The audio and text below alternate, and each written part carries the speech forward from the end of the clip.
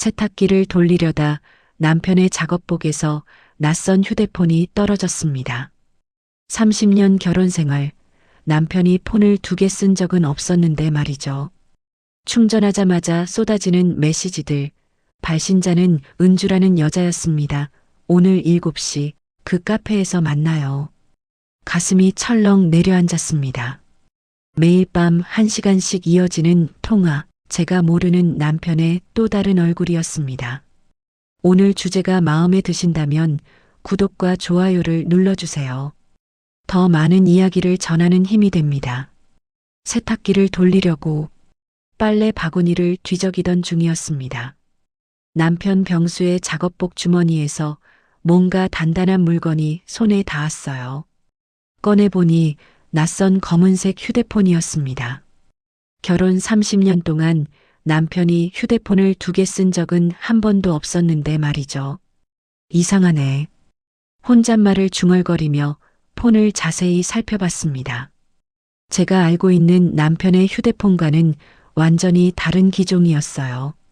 배터리가 완전히 방전된 상태였습니다. 궁금한 마음에 충전기를 찾아서 꽂아봤더니 화면이 켜지자마자 알림창들이 쉴 새 없이 떴습니다. 오늘 7시 그 카페에서 봐요. 몸은 좀 어떠세요? 걱정돼요. 어제 말씀하신 약 꼭 챙겨 드세요. 날씨가 쌀쌀한데 감기 조심하세요. 발신자는 모두 은주라는 이름이었습니다. 메시지들을 하나씩 읽어보니 최근 한 달 동안 거의 매일 주고받은 흔적이 있었어요. 가슴이 철렁 내려앉았습니다. 손끝이 떨리기 시작했고 입안이 바짝 말랐어요. 부엌 창문 너머로 기울어가는 저녁 햇살을 멍하니 바라보며 머릿속이 하얘졌습니다. 30년 결혼 생활 동안 남편을 한 번도 의심해 본 적이 없었는데 이런 감정이 이렇게 낯설고 두려울 줄 몰랐어요. 여보, 이게 뭐예요? 입 밖으로 나오려는 말을 꾹 삼켰습니다. 증거도 없이 성급하게 따지면 오히려 제가 흔들리고 당황할 것 같았거든요. 차분하게 생각해 보니 더 알아봐야 할 것들이 많았습니다. 일단 조용히 화면을 캡처해 두었어요. 엄마 뭐해? 딸 소라가 부엌으로 들어왔습니다. 대학생인 소라는 요즘 취업 준비 때문에 집에서 지내고 있었어요. 아, 그냥 세탁기 돌리려고 했는데 아빠 주머니에서 뭔가 나와서 목소리에 묘한 떨림이 묻어나와서 스스로도 놀랐습니다. 소라가 이상하다는 눈빛으로 저를 쳐다봤지만 아직은 아무것도 말할 수 없었어요. 엄마, 괜찮아? 얼굴이 좀 안 좋아 보여. 괜찮아. 그냥 좀 피곤한가 봐. 소라는 고개를 끄덕이고 자기 방으로 들어갔습니다. 다시 혼자가 되자 손에 든 폰이 더욱 무겁게 느껴졌어요. 그날 밤 남편은 평소처럼 거실 소파에서 TV를 보다가 졸았습니다. 드라마를 보면서 중간중간 코를 골며 잠들어 있는 모습이 평소와 다르지 않아 보였지만 제 마음은 전혀 평온하지 않았어요. 남편의 잠든 얼굴을 바라보며 수많은 생각이 머릿속을 스쳤습니다. 은주는 대체 누구일까요? 왜 남편과 이렇게 자주 연락을 주고받는 걸까요? 그리고 왜 이 사실을 저에게 숨겼을까요? 비밀폰을 서랍 깊숙이 넣으면서 이것이 긴 싸움의 시작이 될 거라는 예감이 들었습니다. 30년 결혼 생활에서 처음 맞이하는 위기였어요. 잠을 이룰 수가 없었습니다. 새벽 3시가 넘어서야. 간신히 눈을 붙였지만 6시에 다시 깼어요. 남편은 여전히 거실 소파에서 자고 있었습니다. 평소 같으면 깨워서 방으로 들어가라고 했을 텐데 오늘은 그럴 마음이 들지 않았어요. 커피를 내려 마시며 다시 한번 그 폰을 들여다봤습니다. 메시지들을 차근차근 읽어보니 내용이 더욱 구체적으로 보였어요. 오늘 병원 검사 결과 어떻게 나왔어요? 많이 아프시겠어요. 제가 뭔가 도와드릴 일은 없을까요? 혼자 가시지 마세요. 제가 같이 가드릴게요. 병원이라는 단어가 자꾸 등장했습니다. 은주라는 사람이 아픈 것 같았어요. 그런데 남편이 왜 다른 여자의 병원 일정을 챙기고 있는 걸까요? 더욱 이상한 건 메시지 톤이었습니다. 단순한 동정이나 친절을 넘어서는 무언가가 느껴졌거든요. 여보, 일어나세요. 남편을 깨웠습니다. 병수는 목을 비틀며 일어나더니 어깨를 주무르며 인상을 찌푸렸어요. 아, 소파에서 자니까 온몸이 뻐근하네. 왜 안 깨웠어? 깨우려다가 그냥 뒀어요. 피곤해 보이길래. 평소 같으면 자연스러웠을 대화인데 오늘은 어색했습니다. 남편의 얼굴을 유심히 관찰해 봤지만 별다른 변화는 없어 보였어요. 하지만 제 눈에는 모든 게 의심스럽게 보였습니다. 오늘 일정이 어떻게 되세요? 별거 없어. 오전에 현장 점검하고 오후에 사무실에서 서류 정리. 저녁에는 일찍 들어올 거야. 요즘 누가 연락 많이 와요? 휴대폰 소리가 자주 나던데. 남편이 잠깐 멈칫했습니다. 아주 짧은 순간이었지만 제 눈에는 확실히 보였어요. 별거 없어. 동창들 단톡방에서 가끔 연락 오고 회사 일 때문에 오는 전화들이지 뭐. 동창? 30년 동안 남편의 동창들을 대부분 알고 있는데 은주라는 이름은 들어본 적이 없었습니다. 거짓말이라는 확신이 들었어요. 남편이 출근하고 나자 본격적으로 조사를 시작했습니다. 인터넷 검색창에 은주를 쳐봤지만 너무 흔한 이름이라 별 소득이 없었어요. 그래서 메시지 내용을 다시 자세히 분석해 봤습니다. 통화 기록도 확인해 봤는데 거의 매일 밤 10시에서 11시 사이에 은주와 통화를 한 흔적이 있었습니다. 길게는 1시간, 짧게는 30분씩요. 저와 소라가 잠든 시간에 몰래 전화를 했다는 뜻이었습니다. 아, 정말. 한숨이 절로 나왔습니다. 배신감보다는 허탈함이 더 컸어요. 30년 동안 쌓아온 신뢰가 한순간에 흔들리는 기분이었습니다. 점심때 소라가 집에 들어왔습니다. 엄마, 오늘 왜 이래? 아침부터 표정이 이상해. 아니야, 괜찮아. 뭔가 있어 보이는데. 아빠랑 싸웠어? 예리한 딸이었습니다. 하지만 아직 확실하지 않은 상황에서 소라에게 걱정을 끼칠 수는 없었어요. 그런 거 아니야. 그냥 요즘 좀 피곤해서 그래. 소라는 의심스러운 눈빛을 보냈지만 더 이상 묻지 않았습니다. 오후에 메시지 하나가 더 왔습니다. 내일 오후 2시 병원 같이 가주신다니 정말 고맙습니다. 혼자였다면 무서웠을 거예요. 병원에 같이 간다는 내용이었습니다. 남편이 다른 여자와 병원에 동행한다니 이게 과연 단순한 도움일까요? 가슴속에서 분노와 의심이 꿈틀거렸습니다. 다음 날 오후 1시 50분 저는 남편이 말한 그 병원 앞에 서 있었습니다. 메시지에서 본 내용대로라면 2시에 은주와 만날 예정이었어요. 가슴이 두근거렸지만 확인하지 않고는 견딜 수 없었습니다. 병원 로비 한쪽 구석에 앉아서 입구를 지켜봤어요. 2시 정각 남편이 들어왔습니다. 평소보다 단정하게 차려입은 모습이었어요. 잠깐 뒤 중년의 여자가 나타났습니다. 처음 본 은주는 생각보다 평범해 보였습니다. 키는 작고 마른 체구에 단정한 쇼컷 머리, 검은색 코트를 입고 있었어요. 얼굴에는 피로의 기색이 역력했지만 남편을 보는 눈빛에는 따뜻함이 있었습니다. 늦지 않았죠? 은주가 남편에게 말했습니다. 아니요, 저도 방금 왔어요. 오늘 컨디션은 어때요? 괜찮아요. 덕분에 마음이 든든해서 두 사람의 대화를 멀리서 지켜보고 있자니 가슴이 답답해졌습니다.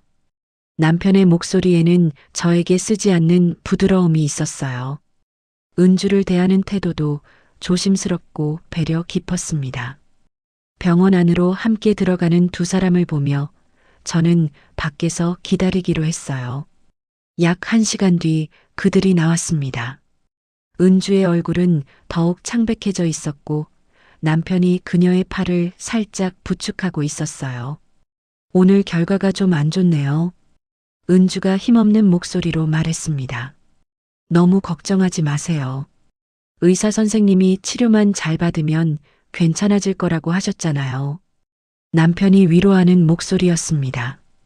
그 순간 저는 은주가 심각한 병을 앓고 있다는 것을 알 수 있었어요.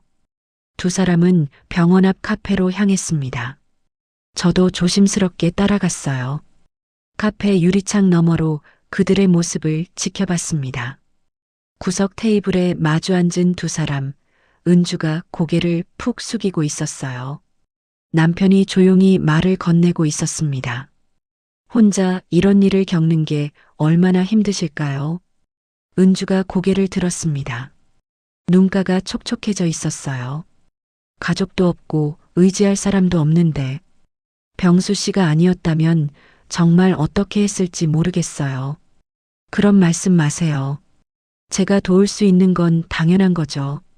남편의 손이 테이블 위로 뻗어나가더니 은주의 손 가까이에 놓였습니다. 손을 직접 잡지는 않았지만 그 거리감이 절묘했어요. 친구 이상의 무언가를 암시하는 듯 했습니다. 당신이라는 호칭도 신경 쓰였어요. 은주는 남편을 병수 씨라고 불렀지만 가끔 당신이라는 말이 나왔거든요. 결혼한 여자가 다른 남자에게 쓰기에는 너무 친밀한 호칭이었습니다. 약 30분간 대화를 나눈 후 남편이 은주를 바래다 주었습니다. 택시를 잡아주고 차비까지 건네주는 모습을 봤어요. 은주가 택시에 오르기 전 남편의 손을 잠깐 잡았습니다. 정말 고맙습니다. 당신 같은 분을 만난 게 이 힘든 시간의 유일한 위안이에요. 남편도 그 손을 가만히 놓아두었어요. 몇 초간 이어진 그 접촉이 저에게는 영원처럼 느껴졌습니다. 택시가 떠나고 남편이 돌아서는 순간 저와 눈이 마주쳤습니다. 남편의 얼굴이 순간 굳었어요. 당신, 왜 여기에? 목소리가 떨리고 있었습니다. 저도 마찬가지였어요. 30년 결혼 생활에서 남편을 미행한 건 처음이었거든요. 설명해 주세요. 그 여자가 누구예요? 사람들이 쳐다봤지만 더 이상 참을 수 없었습니다. 남편은 당황한 표정으로 주위를 둘러봤어요. 여기서 말할 수 없어.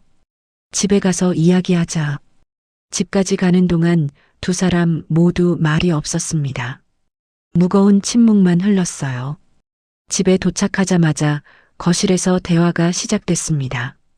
남편은 소파에 앉아 고개를 숙이고 있었고 저는 맞은편 의자에 앉아 그를 바라봤어요. 은주가 누구예요? 직접적인 질문을 던졌습니다. 더 이상 돌려서 말할 상황이 아니었거든요. 회사 동료의 아는 사람이야. 회사 동료요? 30년 동안 당신 회사 사람들 거의 다 아는데 은주라는 사람 이야기는 들어본 적이 없어요. 남편이 잠시 말을 멈췄습니다. 거짓말이 들통날까봐 고민하는 것 같았어요. 김대리가 소개해준 사람이야. 혼자 살면서 암투병 중인데 주변에 도와줄 사람이 없어서 가끔 병원에 같이 가달라고 부탁하더라고. 암이라는 단어가 나오자 마음이 복잡해졌습니다. 병든 사람을 도와주는 것 자체는 나쁜 일이 아니니까요. 하지만 여전히 이해할 수 없는 부분들이 있었어요. 그럼 왜 저에게 말하지 않았어요? 그리고 이 폰은 뭐예요? 비밀 휴대폰을 테이블 위에 올려놓았습니다. 남편의 얼굴이 더욱 어두워졌어요. 당신이 걱정할까 봐서. 그리고 이 폰은 그냥 연락용으로 하나 더 쓰는 거야. 연락용이면 기존 폰으로도 충분하잖아요. 왜 굳이 새로 만들었어요? 남편이 대답하지 못했습니다. 변명할 말이 없는 것 같았어요. 그 순간 소라가 집에 들어왔습니다. 거실의 무거운 분위기를 느꼈는지 조심스럽게 다가왔어요. 엄마, 아빠, 무슨 일 있어? 아무것도 아니야. 방에 들어가 있어라. 남편이 먼저 대답했지만 소라는 쉽게 물러나지 않았습니다. 엄마 표정이 이상해. 분명히 뭔가 있는 거지? 소라야, 엄마 아빠가 대화 중이니까 잠깐만 방에 있어 줄래? 저도 소라에게 말했습니다. 소라는 걱정스러운 표정으로 자기 방으로 들어갔어요. 다시 남편과 마주 앉았습니다. 이번에는 좀 더 구체적으로 물어보기로 했어요. 매일 밤 10시에 전화하는 것도 병원 일 때문인가요? 1시간씩 무슨 이야기를 그렇게 해요? 남편이 깜짝 놀란 표정을 지었습니다. 통화 기록까지 확인한 줄 몰랐나 봐요. 그냥 아픈 사람이니까 힘든 이야기도 하고 위로도 해주고 그런 거야. 30년 결혼 생활 동안 저한테도 그렇게 긴 전화 건 적 없는데 남의 여자한테는 매일 1시간씩 전화를 해요? 목소리가 점점 높아졌습니다. 억눌렸던 감정이 터져 나오기 시작했어요. 그리고 아까 카페에서 본 건 뭐예요? 손을 잡고 당신이라고 부르고. 그게 단순한 도움인가요? 남편이 고개를 더욱 깊이 숙였습니다. 미안해. 선을 넘으려던 건 아닌데. 그 사람이 너무 외롭고 힘들어해서 그냥 위로해 준 것뿐이야. 위로요? 그럼 저는 30년 동안 당신한테 위로받은 적이 있나요? 언제부터 다른 여자 위로하는 게 더 중요해졌어요? 감정이 폭발하기 시작했습니다. 지금까지 참아왔던 서운함과 분노가 한꺼번에 쏟아져 나왔어요. 그런 게 아니야. 당신은 건강하고 가족도 있고 의지할 사람도 많잖아. 그런데 은주는, 은주. 이제 그 여자 이름이 우리 집에서 제일 많이 나오는 이름이네요. 소리를 지르고 나서야 제 자신이 얼마나 화가 나 있었는지 깨달았습니다. 이런 식으로 남편과 다툰 적은 거의 없었거든요. 남편도 당황한 표정이었어요. 평소 조용하고 참을성 많은 아내가 이렇게 화를 내는 모습을 본 적이 없었을 테니까요. 자기야, 진정해. 정말 오해야. 오해라고요? 그럼 지금까지 숨긴 건 뭐예요? 비밀폰 만든 것도 오해고, 매일 밤 전화한 것도 오해고, 병원에 같이 간 것도 오해예요? 더 이상 대답할 말이 없었는지 남편은 침묵했습니다. 그 침묵이 모든 걸 말해주는 것 같았어요. 그날 밤은 정말 길었습니다. 남편은 거실에서 잠을 청했고 저는 침실에 혼자 누워 있었어요. 천장을 바라보며 수없이 많은 생각들이 머릿속을 맴돌았습니다. 정말 단순한 도움이었을까요? 아니면 제가 모르는 더 깊은 감정이 있었던 걸까요? 30년 결혼 생활에서 이런 일이 처음이라 어떻게 대처해야 할지 막막했어요. 새벽 5시쯤 되어서야 잠깐 잠들었는데 7시에 일어나 보니 남편은 벌써 출근한 후였습니다. 평소보다 일찍 나간 것 같았어요. 아마 저와 마주치기 싫었던 모양입니다. 엄마, 어젯밤에 무슨 일 있었어? 소라가 부엌으로 나와서 물었습니다. 아무래도 어젯밤 소리를 다 들었나 봐요. 별거 아니야. 그냥 의견 차이가 있었을 뿐이야.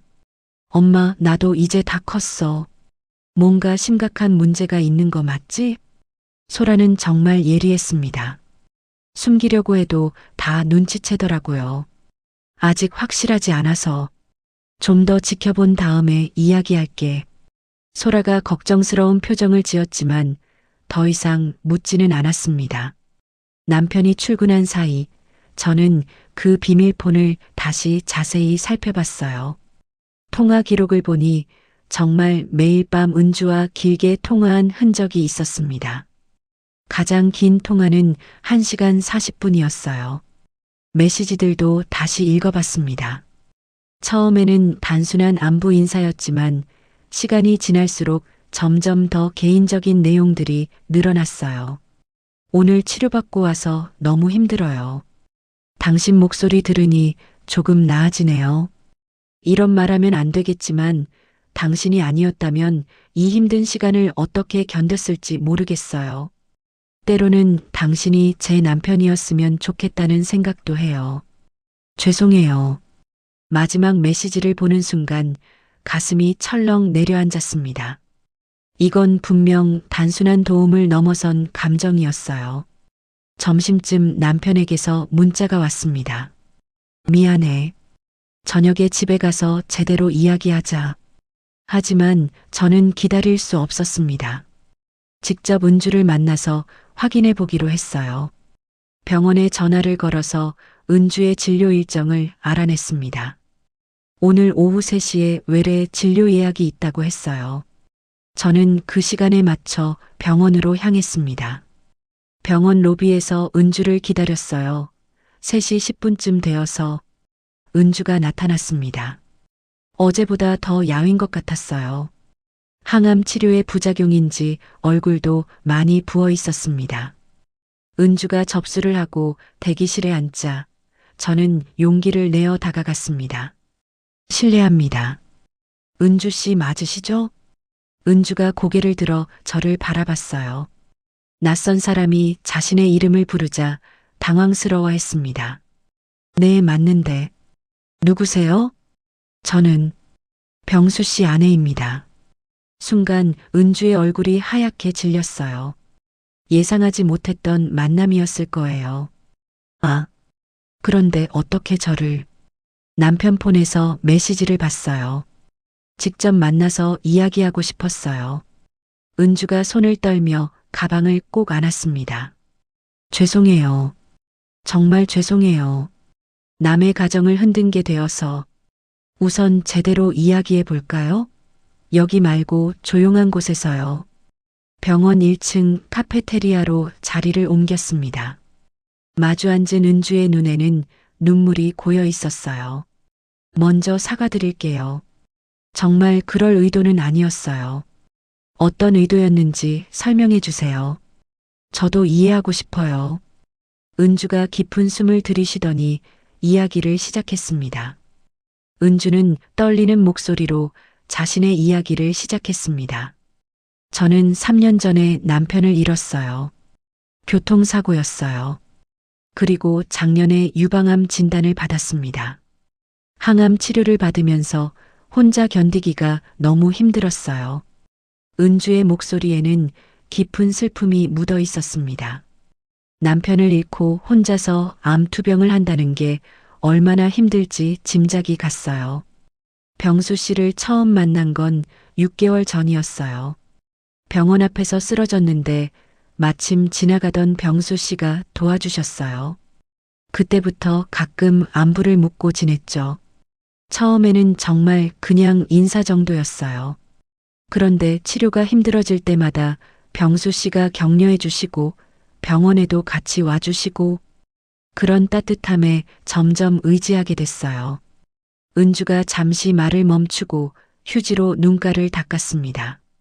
언제부터인가 병수 씨에게 남편을 잃은 빈자리를 채우려는 마음이 생겼어요. 혼자서는 이 병을 견딜 수 없을 것 같았거든요.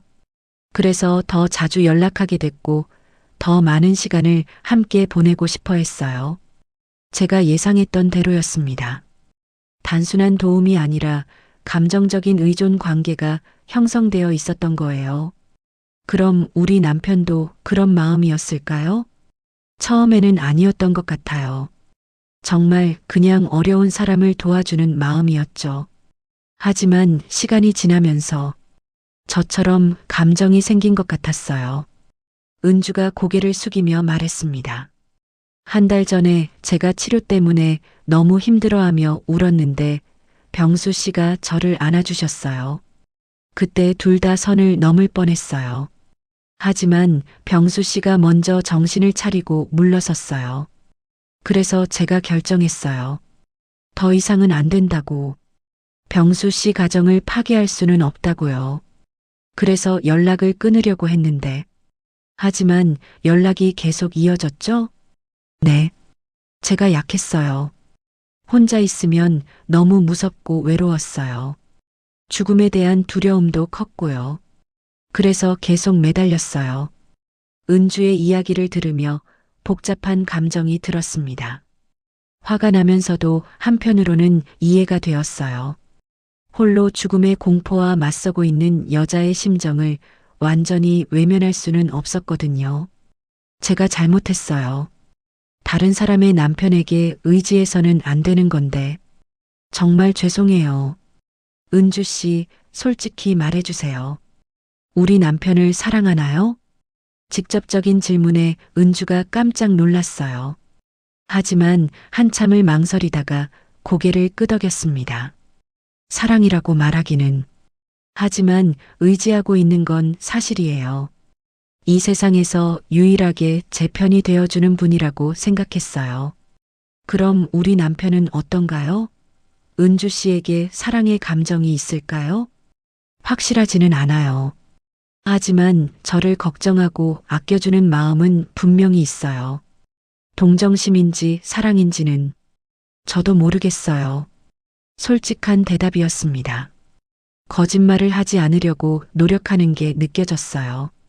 은주 씨, 이제 어떻게 할 건가요? 연락을 끊을게요. 정말로 이번에는 끊을게요.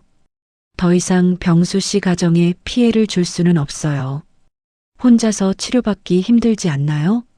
힘들겠지만 해야죠. 다른 방법을 찾아볼게요. 병원에 상담사도 있고 같은 병을 앓는 사람들의 모임도 있으니까요. 은주의 말에는 결연함이 있었어요. 정말로 관계를 정리하겠다는 의지가 보였습니다. 마지막으로 한 가지만 부탁드릴게요. 병수 씨를 너무 미워하지 마세요. 잘못은 제가 더 많이 했어요. 외로움을 이기지 못해서 남의 남편에게 매달린 저 때문이에요. 은주가 진료를 받으러 가고 저는 집으로 돌아왔습니다. 마음이 한결 정리된 것 같았어요. 집에 돌아와서 저는 많은 생각을 했습니다. 은주와의 대화를 통해 상황이 어느 정도 정리됐지만 여전히 남편에 대한 복잡한 감정은 남아 있었어요. 배신감, 실망감, 그리고 동시에 이해하려는 마음이 뒤섞여 있었습니다. 오후 6시쯤 남편이 집에 들어왔습니다. 평소보다 조심스러운 발걸음이었어요. 거실에서 저와 마주치자 어색한 표정을 지었습니다. 왔어요. 응. 힘들었지? 남편이 먼저 말을 꺼냈습니다. 어젯밤 일로 미안해하고 있는 게 역력했어요. 앉아요. 이야기할 게 있어요. 남편이 소파에 앉자 저는 맞은편에 앉았습니다. 오늘 은주를 만났다는 이야기부터 시작했어요. 오늘 은주 씨를 직접 만났어요. 남편의 얼굴이 순간 굳었습니다. 뭐라고? 직접? 네. 병원에서 만나서 이야기했어요. 무슨 이야기를? 당신과 은주 씨 사이에 있었던 모든 이야기를 들었어요.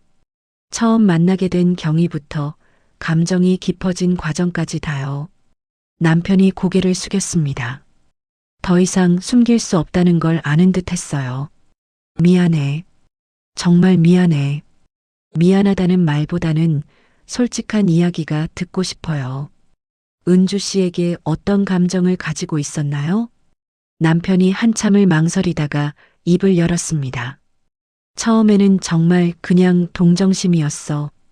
혼자서 큰 병을 앓고 있는 모습이 안쓰러웠고, 그런데 시간이 지나면서 그 사람이 나를 필요로 한다는 느낌이 좋았어. 필요로 한다는 느낌요? 응. 요즘 회사에서도 나이 들어서 소외되는 느낌이고, 집에서도 당신과 소라는 각자 바쁘고, 나 혼자 뒤처지는 것 같았어. 그런데 은주는 나를 정말 필요로 했거든. 남편의 솔직한 고백이었습니다. 50대 중년 남성의 외로움과 소외감이 드러나는 대답이었어요. 그럼 사랑했나요? 사랑이라는 단어를 쓰기에는. 하지만 특별한 감정이 있었던 건 사실이야. 그 사람을 보호하고 싶고 곁에 있어주고 싶은 마음이 있었어. 그래서 저한테는 숨기고 비밀폰까지 만든 거군요. 당신이 오해할까 봐서. 그리고 내 마음도 정확히 알 수 없었어. 동정인지 사랑인지 아니면 그냥 외로움 때문인지 남편의 말에는 혼란스러움이 묻어 있었습니다.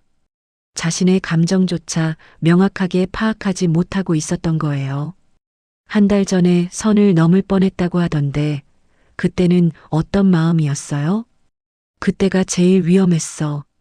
은주가 치료 때문에 너무 힘들어하면서 울길래 그냥 위로해 주려고 안았는데 순간적으로 다른 감정이 올라왔어. 하지만 바로 정신을 차렸어. 이건 아니다 싶어서. 그런데 왜 관계를 끊지 않았어요? 끊으려고 했어. 하지만 은주가 너무 의존하고 있었고 혼자 두면 안 될 것 같았어. 그래서 계속 연락을 이어갔는데 결국 이렇게 됐네. 남편도 딜레마에 빠져 있었던 것 같았어요. 관계를 끊어야 한다는 건 알고 있었지만 상대방을 걱정하는 마음 때문에 그러지 못했던 거죠. 은주 씨가 연락을 끊겠다고 했어요. 더 이상 우리 가정에 피해를 주고 싶지 않다고요. 남편이 고개를 들어 저를 바라봤습니다. 그래, 그럼. 네. 앞으로는 연락하지 않을 거예요. 하지만 문제는 그게 아니에요. 뭐가 문제야? 30년 결혼 생활에서 이런 일이 생긴 것 자체가 문제예요. 우리 사이에 뭔가 문제가 있었기 때문에 다른 사람에게 마음이 간 거 아닌가요? 핵심을 짚는 질문이었습니다. 외도는 결과이지 원인은 따로 있을 테니까요. 남편이 깊은 한숨을 쉬었습니다. 맞아. 요즘 우리 사이가 예전 같지 않았어. 대화도 줄어들고 서로에 대한 관심도 줄어들고 그런 공허함이 있었던 것 같아. 그럼 이제 어떻게 할 건가요? 다시 시작하고 싶어. 우리 관계를 다시 회복하고 싶어. 남편의 진심 어린 대답이었습니다. 남편의 진심 어린 대답을 듣고 나서 저도 마음을 정리했습니다. 화가 나고 실망스럽긴 했지만 30년 결혼 생활을 하루아침에 포기할 수는 없었어요. 정말로 다시 시작할 수 있을까요? 할 수 있어. 아니, 해야 해. 내가 잘못했으니까 내가 더 노력할게. 남편의 목소리에는 절실함이 묻어 있었습니다. 하지만 말만으로는 부족했어요. 구체적인 약속이 필요했습니다. 그럼 조건이 있어요. 뭐든지 말해봐. 첫째, 은주 씨와는 완전히 연락을 끊어요. 우연히 마주쳐도 인사 정도만 하고 개인적인 대화는 하지 마세요. 알겠어. 둘째, 비밀은 없어요. 휴대폰, 이메일, 모든 계정을 공유해요. 남편이 잠시 망설이는 것 같았지만 고개를 끄덕였습니다. 세 번째, 부부 상담을 받아요. 우리 둘 다 전문가의 도움이 필요해요. 부부 상담? 네. 이런 일이 다시 생기지 않으려면 우리 관계의 근본적인 문제를 해결해야 해요. 남편이 깊게 생각하더니 동의했습니다. 좋아. 다 할게. 그때 소라가 방에서 나왔습니다. 아까부터 대화 소리를 듣고 있었나 봐요. 엄마, 아빠, 무슨 일인지 이제 말해줄 수 있어? 소라의 걱정스러운 표정을 보니 더 이상 숨길 수 없을 것 같았어요. 대학생인 소라라면 충분히 이해할 나이였으니까요. 소라야, 앉아라. 엄마, 아빠가 설명해 줄게. 세 사람이 거실에 둘러앉았습니다. 남편이 먼저 입을 열었어요. 소라야, 아빠가 잘못했어. 다른 여자와 부적절한 관계를 가졌어. 소라의 얼굴이 순간 굳었습니다. 아빠, 그게 무슨 말이야? 불륜까지는 아니었지만 감정적으로 선을 넘었어. 엄마한테 숨기고 다른 여자를 도와주면서 특별한 감정을 가졌거든. 소라가 충격받은 표정으로 저를 바라봤어요. 엄마는 언제부터 알았어? 며칠 전에 우연히 알게 됐어. 그래서 아빠와 이야기하고 있었던 거야. 그럼 우리 가족은 어떻게 되는 거야?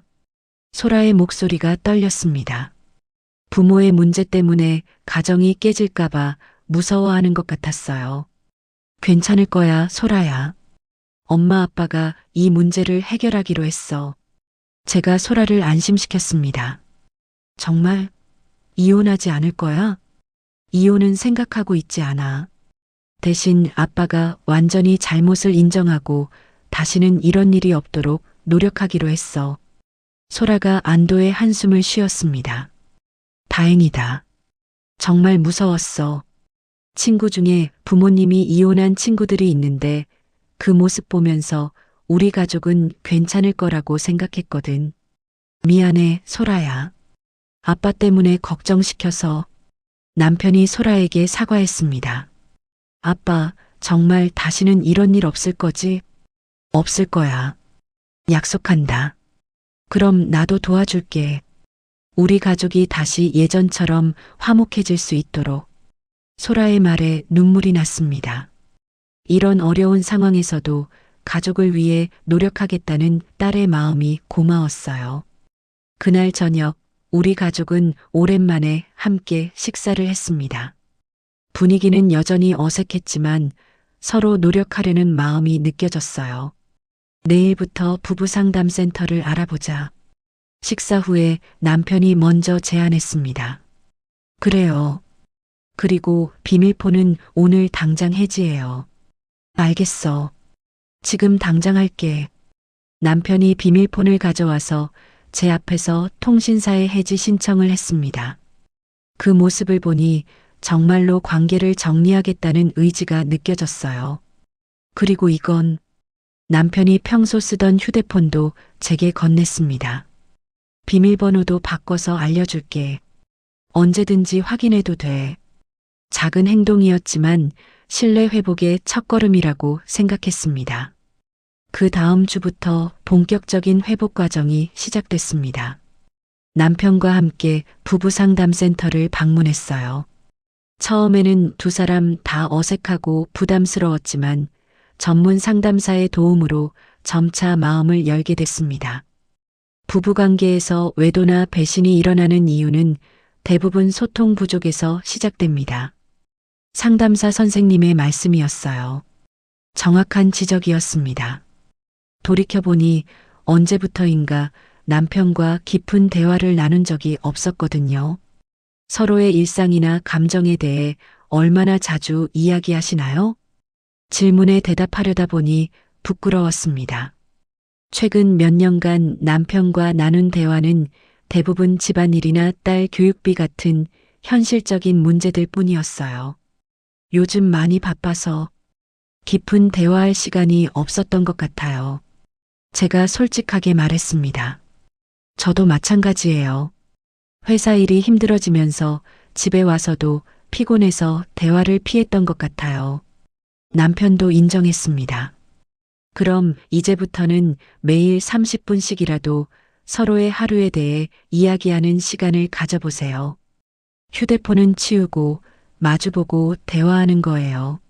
상담사의 조언에 따라 저희는 매일 저녁 9시를 대화 시간으로 정했습니다. 처음에는 어색했지만 점차 자연스러워졌어요. 오늘 회사에서 어떤 일이 있었어?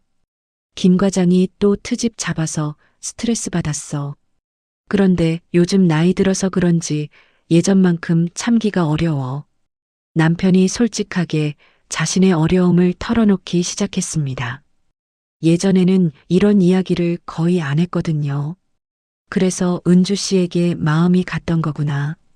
누군가 당신을 필요로 한다는 느낌 때문에. 맞아. 부끄럽지만 그랬어. 집에서는 점점 존재감이 없어지는 느낌이었는데 은주에게는 꼭 필요한 사람이 된 기분이었거든. 이런 대화를 통해 남편의 심리를 이해하게 됐어요. 중년 남성의 위기감과 외로움이 외도로 이어진 거였구나 싶었습니다. 한 달 정도 상담을 받으면서 우리 관계도 조금씩 변화하기 시작했어요. 서로에 대한 이해가 깊어졌고 예전보다 솔직한 대화를 나누게 됐습니다. 그러던 어느 날 뜻밖의 일이 생겼어요. 은주에게서 편지가 왔습니다. 병수 씨 부인께라고 시작되는 편지였어요. 편지 내용은 이랬습니다. 안녕하세요. 갑작스럽게 편지 드려서 죄송합니다. 병수 씨와는 약속대로 연락을 완전히 끊었습니다. 하지만 부인께는 꼭 드리고 싶은 말씀이 있어서 편지를 쓰게 됐어요. 먼저 진심으로 사과드립니다. 제가 외로움을 이기지 못해서 남의 남편에게 의존했던 것 정말 잘못된 일이었습니다. 부인께서 얼마나 상처받으셨을지 생각하니 마음이 아픕니다. 하지만 한 가지는 분명히 말씀드리고 싶어요. 병수 씨는 정말 좋은 분이세요. 저와의 관계에서도 끝까지 선을 지키려고 노력하셨고 부인과 가정을 생각해서 고민하는 모습을 많이 봤어요. 물론 제가 이런 말할 자격은 없지만 병수 씨를 너무 미워하지 마세요. 저는 이제 다른 지역으로 이사를 가기로 했습니다. 새로운 병원에서 치료받으면서 새로운 시작을 하려고 해요. 앞으로는 절대로 연락드리지 않을 것을 약속드립니다. 부인께서 병수 씨와 행복하게 지내시기를 진심으로 바랍니다. 다시 한번 죄송하다는 말씀드리며 이만 줄이겠습니다. 편지를 다 읽고 나니 복잡한 감정이 들었어요. 화가 나면서도 한편으로는 은주의 진심이 느껴졌거든요. 남편에게 편지를 보여줬습니다. 은주가 이사 간다는구나. 남편도 복잡한 표정을 지었어요. 걱정되는 마음도 있는 것 같았지만 이제는 표현하지 않았습니다. 이제 정말 끝인 것 같네요. 응. 이제 우리만 생각하자. 그날 밤 오랜만에 남편과 깊은 대화를 나눴습니다. 과거에 대한 후회, 미래에 대한 다짐, 서로에 대한 사랑을 확인하는 시간이었어요. 은주의 편지를 받은 지 한 달 후, 우리 가족에게는 조금씩 평온이 찾아오기 시작했습니다. 부부 상담도 꾸준히 받고 있었고, 남편과의 관계도 예전과는 다른 방식으로 발전하고 있었어요. 가장 큰 변화는 소통이었습니다. 예전에는 서로 바쁘다는 핑계로 대화를 미뤄왔는데, 이제는 의식적으로 시간을 내서 이야기를 나누게 됐어요. 오늘 상담에서 뭘 배웠지? 저녁 산책을 하면서 남편이 물었습니다. 부부 상담 외에도 개별 상담도 받고 있었거든요. 신뢰 회복에는 시간이 걸린다는 거요. 하루아침에 예전 관계로 돌아갈 수는 없지만 꾸준히 노력하면 더 단단한 관계를 만들 수 있다고 하네요. 나도 비슷한 이야기 들었어. 그리고 내가 왜 다른 사람에게 마음이 갔는지도 이해하게 됐어. 어떤 이유였어? 중년 위기라고 하더라. 나이 들어가면서 느끼는 무력감, 소외감 같은 것들이 다른 곳에서 인정받고 싶은 욕구로 이어진 거래. 남편의 설명을 들으니 이해가 됐어요. 50대 중반에 접어든 남편에게도 나름의 고민과 위기감이 있었을 테니까요. 그런데 어느 날 예상치 못한 소식을 들었습니다. 동네 아는 언니를 통해서였어요. 그 은주라는 사람, 이사 간 게 아니라 병이 많이 악화돼서 큰 병원으로 옮겨간 거래. 가슴이 철렁했습니다. 남편에게 이 소식을 전해야 할지 고민됐어요. 여보, 은주 씨 소식 들었어? 결국 남편에게 말했습니다. 비밀로 할 수는 없었거든요. 무슨 소식? 병이 악화돼서 큰 병원으로 옮겨갔다던데. 남편의 얼굴이 어두워졌습니다. 걱정되는 마음을 숨길 수 없는 것 같았어요. 그래, 많이 아픈가 보네. 혹시 연락해보고 싶어? 제가 직접 물어봤습니다. 남편이 깜짝 놀란 표정을 지었어요. 뭔 소리야? 절대 안 해. 정말? 정말이야. 우리가 약속했잖아. 그리고 지금 연락하면 또 같은 상황이 반복될 수도 있어.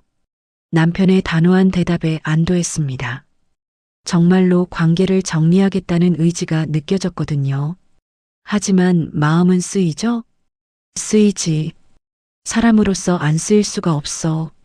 그렇다고 해서 행동으로 옮기지는 않을 거야. 솔직한 답변이었어요. 완전히 무관심할 수는 없지만 그렇다고 해서 다시 개입하지는 않겠다는 뜻이었죠. 한편 소라는 부모의 위기를 겪으면서 오히려 더 성숙해진 것 같았어요. 엄마, 요즘 아빠랑 많이 좋아졌네? 어느 날 소라가 말했습니다. 그래, 티가 나? 응. 예전에는 서로 무관심한 것 같았는데 요즘은 진짜 대화하는 모습이 보여. 소라의 말이 맞았어요. 위기를 겪고 나서 오히려 더 깊은 관계가 됐다고 할까요? 서로를 당연하게 여기지 않게 됐고 더 소중히 여기게 됐습니다. 소라야, 이번 일로 힘들었지? 처음에는 힘들었어. 우리 가족이 깨질까봐 무서웠거든. 근데 이제는 괜찮아. 오히려 더 솔직해진 것 같아서 좋아. 딸의 말에 뭉클했습니다. 어려운 상황에서도 긍정적으로 생각하려는 소라가 기특했어요. 그날 밤 남편과 함께 앨범을 꺼내서 봤습니다. 결혼 초기 사진들을 보면서 그때의 추억들을 이야기했어요. 그때는 정말 행복했는데 언제부터 이렇게 멀어진 것 같지? 아마 바쁘다는 핑계로 서로에게 소홀해진 거 아닐까? 그리고 서로를 너무 당연하게 여긴 것도 있고, 이번 일이 없었다면 계속 그렇게 살았을 수도 있겠네. 그랬을 거야. 어떻게 보면 이번 일이 우리에게는 경고 신호였던 것 같아. 위기가 기회가 됐다고 해야 할까요? 힘들었지만 결과적으로는 더 나은 관계를 만들어가고 있었습니다. 6개월이 흘렀습니다. 계절이 바뀌면서 우리 가족의 일상도 많이 달라져 있었어요. 부부 상담은 여전히 받고 있었고 남편과의 관계는 예전보다 훨씬 좋아졌습니다. 가장 큰 변화는 서로에 대한 관심과 배려였어요. 남편은 매일 퇴근 후에 그날 있었던 일들을 자세히 이야기해줬고 저도 집안일이나 동네 소식들을 나누며 대화 시간을 늘려갔습니다. 오늘 회사에서 승진 발표가 있었어. 어느 날 남편이 조금 들뜬 목소리로 말했습니다. 정말 축하해요. 몇 년 만에 승진이야? 3년 만이야. 사실 포기하고 있었는데. 잘 됐네. 그동안 고생한 보람이 있어. 예전 같으면 이런 기쁜 소식도 대충 넘어갔을 텐데, 이제는 서로의 일에 진심으로 관심을 갖게 됐어요. 소라도 변했습니다. 부모의 위기를 겪으면서 가족의 소중함을 더 깨닫게 됐나 봐요. 엄마, 오늘 친구들이랑 이야기하다가 우리 가족 자랑했어. 무슨 자랑을? 요즘 우리 가족이 정말 화목해졌다고. 친구들이 부러워하더라. 소라의 말에 뿌듯했습니다. 힘든 시간을 이겨내고 더 단단해진 가족이 됐다는 증거였으니까요. 그런데 어느 날 뜻밖의 소식을 들었습니다. 동네 병원에서 일하는 간호사 언니를 통해서였어요. 그 은주라는 분 결국 세상을 떠났대. 가슴이 철렁했습니다. 예상은 했지만 실제로 소식을 들으니 충격이었어요. 언제? 며칠 전이래. 마지막에는 가족들이 와서 함께 했다고 하던데. 집에 돌아와서 남편에게 이 소식을 전해야 할지 고민했습니다. 알려드리는 게 맞을까요? 모르게 하는 게 나을까요? 결국 말하기로 했습니다. 비밀은 더 이상 우리 사이에 있어서는 안 되니까요. 여보, 은주 씨 소식이에요. 무슨 소식? 세상을 떠났어요. 남편의 얼굴이 순간 하얗게 변했습니다. 충격받은 것 같았어요. 그래. 그럼 결국 한참 동안 아무 말도 하지 않았습니다. 복잡한 감정이 얼굴에 드러나고 있었어요. 많이 충격받으셨죠? 응. 알고는 있었지만 실제로 들으니까 마음이 아프네. 조문 가고 싶어요? 제가 먼저 제안했습니다. 남편이 깜짝 놀란 표정을 지었어요. 괜찮아? 한 번 정도는 가봐도 될 것 같아요. 마지막 인사 정도는. 남편이 고마운 듯 저를 바라봤습니다. 같이 가줄래? 네. 같이 가요. 다음 날 남편과 함께 조문을 갔습니다. 빈소에는 생각보다 많은 사람들이 와 있었어요. 은주의 가족들도 와 있었고 병원에서 만난 사람들도 있었습니다. 은주의 남동생으로 보이는 분이 우리에게 인사했습니다.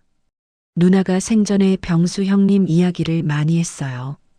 어려울 때 많이 도와주셨다고 남편이 민망해하며 대답했습니다. 별거 아니었는데요.